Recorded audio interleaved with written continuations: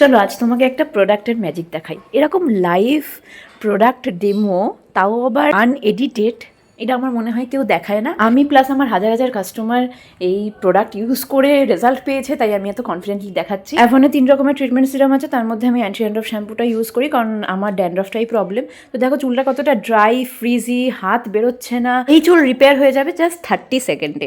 আমি ইউজ করছি অ্যাভনের treatment serum, যেটা ইনফিউজড উইথ আর্গান অয়েল। আমি হাতে 2 ফোঁটা নিয়ে নিলাম, দিয়ে পুরো হাতে ছড়িয়ে নিলাম। নিয়ে এবার পুরো মাথাতে আমি হালকা হাতে ইউজ করব। একদমই চেপে চেপে চেপে চেপে ইউজ করবে না, তাহলে যেখানে চেপে তুমি মাসাজটা করছো চুলের মধ্যে, সেই জায়গাটাতেই শুধু সিরামটা লেগে যাবে, পুরো মাথার চুলে কিন্তু লাগবে না।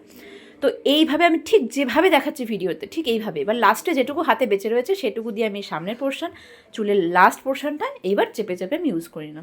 এবার দেখো একটুখানি আমি হাত দিয়েই কিন্তু সব করছি।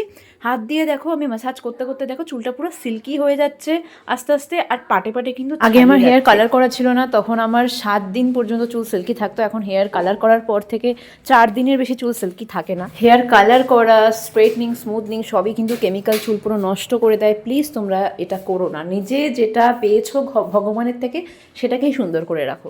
কিন্তু ভিডিওতেই দেখিয়ে দিলাম আমার চুলটা কিন্তু পুরোপুরি সিল্কি হয়ে গেছে। তোমরা যদি এখনও অবধি ট্রাই না করে থাকো, একবার অন্তত ট্রাই করো। যদি ভালো না লাগে আর কোনোদিন পারচেস করো না।